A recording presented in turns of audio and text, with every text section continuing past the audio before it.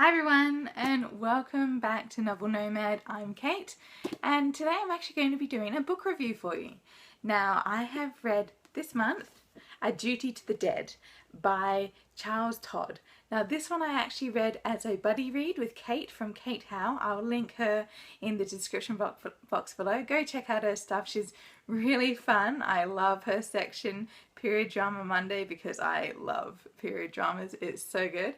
But we decided to read this one together. We're also going to be doing another buddy read later in the month and I can't wait to start another one because I had so much fun. So A Duty to the Dead follows a character called Bess Crawford.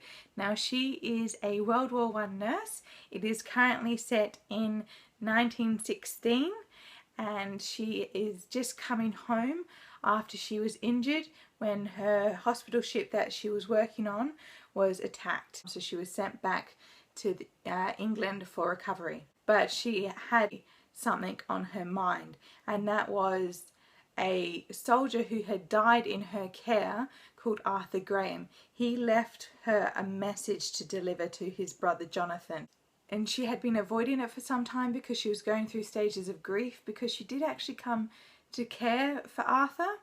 But she decided once and for all she was going to deliver this message. So she goes to Kent where the family lives and they're not very receptive. She delivers the message but she doesn't feel that its dying wish is going to be honoured. She's greatly upset by that because it's a duty that she carried out and she wanted to see carried through. Now the message itself is very cryptic and the family want to know if she knows anything, but she doesn't. But as she thinks Jonathan's not going to carry through the message, she actually starts to do her own investigations into what Arthur could have been so worried about in his last moments before he died. I really enjoyed this book. I'd say the writing was good. It was a bit clunky for me. I found that within a sentence she would suddenly be in another place, or she would have moved on, or they would just do this weird reflexive view when it was actually third person, and it'd be like, well, that's what they thought all along, when it didn't really work. It just, every now and then it threw me out, and that was, I found that going into like the first few chapters. But as the mystery and the intensity started to increase, I was drawn more and more into it. I got used to the writing style.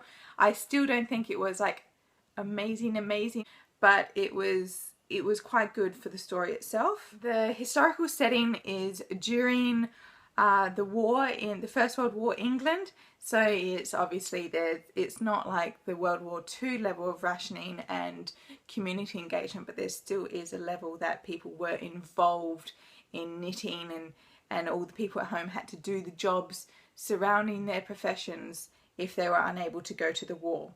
And it was quite good. I thought he had captured that quite well.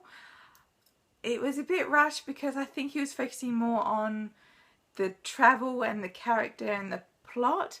I felt you didn't really get a huge expansive view onto what it looked like. It was very cold. It's set during the winter period, and they were some of the coldest winters that Europe had experienced for quite a long time. So it did evoke a certain sense of chill and drab and desperation, but I wasn't fully immersed into the World War I world. The character of Bess I thought was really well suited for the book. She was in a way a very efficient nurse. She had the emotive and the sympathy that required, and also for many of the investigations she could understand the human experience and the human drive, but also she was very analytical, very clever and quick-witted. So she was very fast on her feet and able to do things very quickly.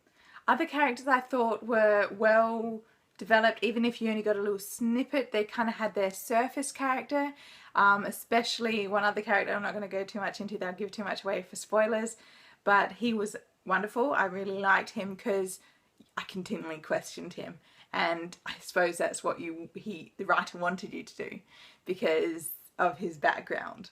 The mystery was good. It kept me like really riveted until the last few chapters, and it's when that penny started to drop I finally kind of could connect the dots and come together.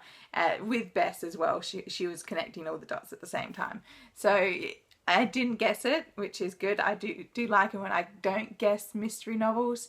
I knew it couldn't be one person, but from going on then, I was like seesawing between two people the entire time, and I didn't see the intensity of the ending coming. So all in all, I think this is a really good start to a series. Duty to the Dead I gave about 3.7 to 4 stars.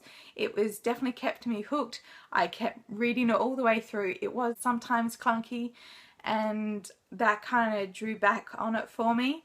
And I think the level of, I think Bess was a good character, but at the same time I just wanted a little bit more personal response from her. She was involved but not entirely attached. So it was good, but it wasn't like blow my mind mystery. So I would actually like to continue on with the series, and it was a great experience for a buddy read. So I hope you enjoyed this review, and I'll see you next time. Bye!